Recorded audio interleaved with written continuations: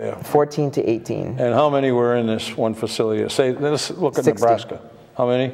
Well, in this particular division of that particular corporation, there were about, I would say, 40 individuals. And then you also were in Florida. That's correct. And that facility, both facilities were shut down by their own respective states after I left because of widespread abuse and negligence and injecting drugs like Thorazine into kids. From time to time in the papers up here, I have read of abuses in Florida. I can't speak to Nebraska, but there have been reports in the Rhode Island papers and the New England papers about conditions in some facilities in Florida for taking care of children. Well, both these facilities that Nicholas was in, I think, were shut down because of that, right? That's exactly right. Now, your lawsuit names DCYF. Your lawsuit was also against some almost 20 group homes. The state of Rhode Island as a defendant, and also the state of Nebraska as the Department of Health and Human Services there because of their supervisory responsibilities for the facility that I was at. And there is also Communities for People, Community Solutions, a group home named Turning the Corner, which is run by a mosque at 801 Elmwood Avenue in Providence, which boggles my mind. It's run by a what? It's run by by Muslims. You know, they tried to convert me to Islam, which is against state law. You know, right, yeah. So it was pretty interesting there.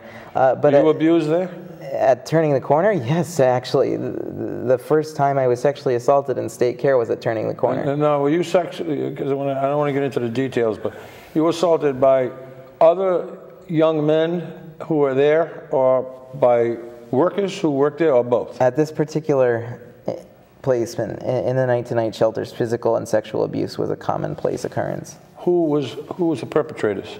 The employees and the employees, fellow peers. And fellow. The peers were responsible for the fighting. Older kids picking on and abusing younger kids, or smaller kids. Well, yeah, exactly. But also by workers. Yes. And these workers were never disciplined or reprimanded or fired or anything like that? I called the Rhode Island Child Abuse Hotline so many times that it would compete with public radio and public television fund drives. I tried to call the hotline so many times to report this abuse. That's that CANTS program. Exactly. Child Abuse and Neglect Tracking System. Tracking system. Anyone can call it. Anyone pick up the phone and call 1-800-RI-CHILD. You've called them many, many times. And they did nothing. Each time they did absolutely nothing, Joe. Absolutely nothing. So they would call DCYF, and then DCYF would say to them, well, we know that kid, blah, blah, blah.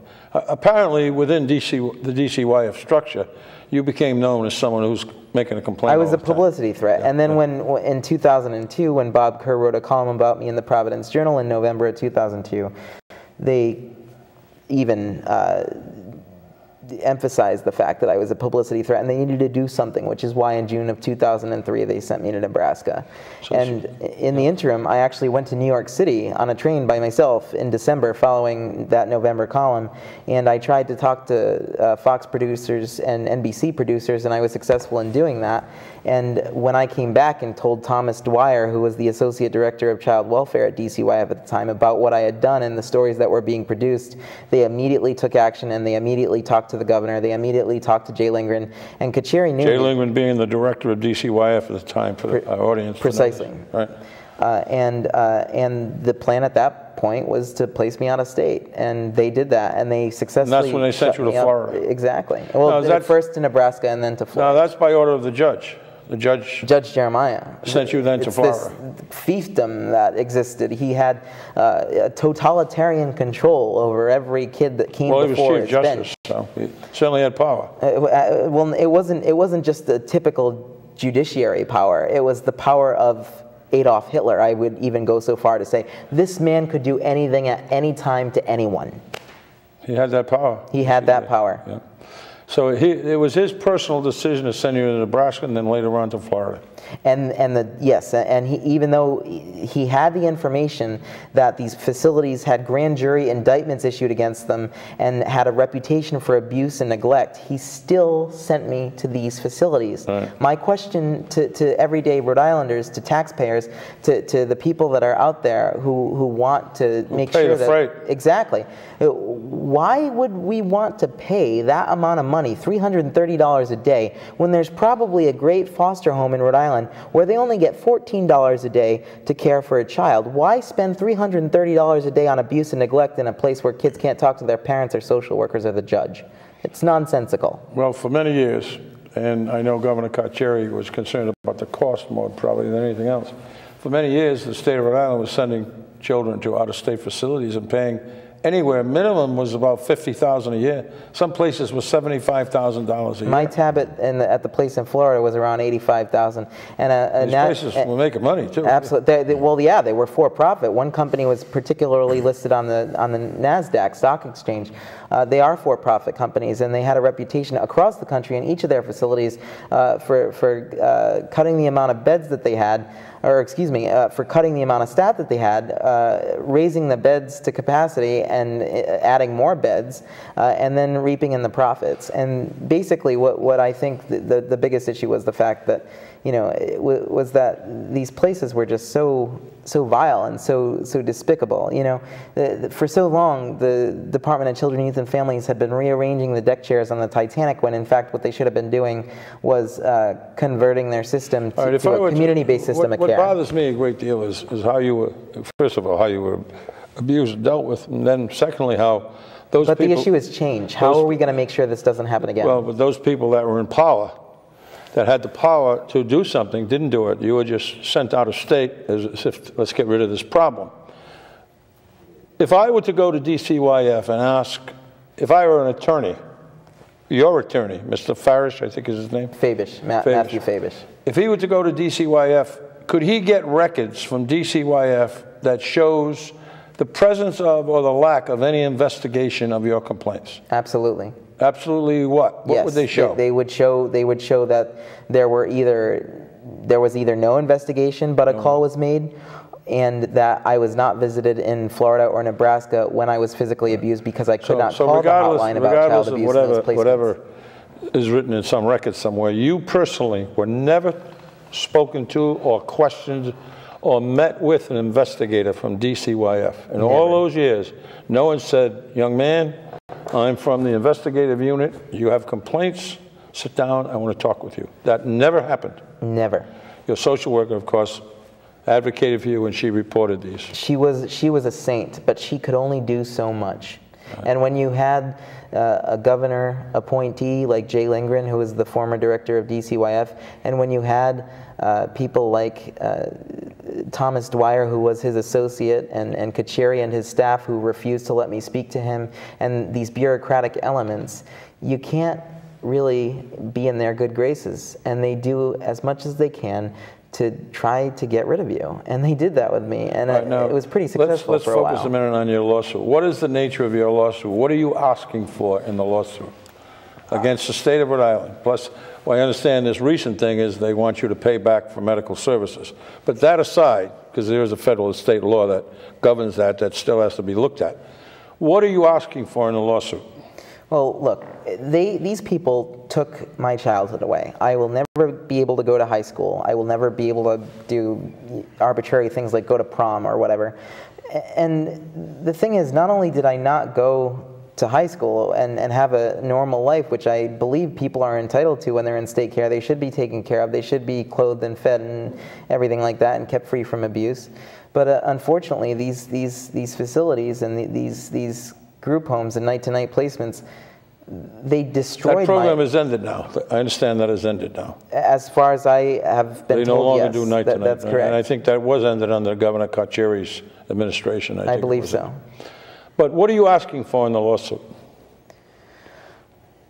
I'm asking for my childhood back, which is, well, you can't get that.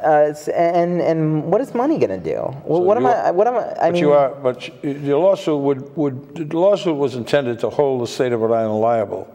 At least, I don't know what the legal terms would be. Negligence.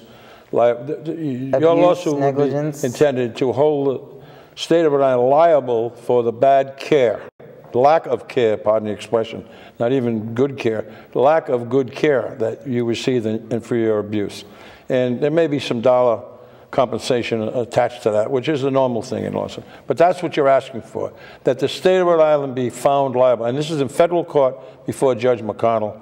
And that's suit now. Now, at the present time, you told me when we met earlier, the judge is hoping the two sides will try to negotiate some kind of a settlement? Yeah, and all of the defendants have withdrawn their motions to dismiss with the exception of one, which was the state of Nebraska, and he overruled their motion to dismiss. So Judge McConnell clearly wants to forge a path to settlement. But I honestly want, you know, and the judge would like most, they would like to see this thing settled out of court if it could be, right?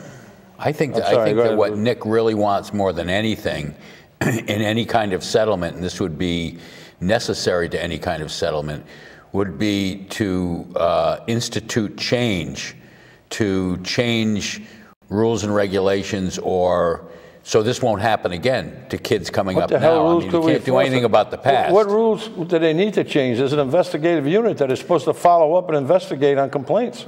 I have been told over the years that every complaint has to be followed up by the investigative unit of DCYF. And what they consider... By the way, they're not social workers in the unit. A lot of them are police officers, right. Former police officers who know the rules. And as I told you, I have an old friend that was part of that unit. They deliberately didn't put social workers in there. They put police officers in there with law enforcement background to investigate whether kids are being abused. Well, it'll be very interesting to find out how this happened then. Now, well, let me give you an example of abuse, and I've never done this. Time is rushing, but go ahead. I've never done this on television or on radio or in print or in anything I've ever done. And at one particular shelter, at Communities for People, I was forced to give oral sex to a staff member.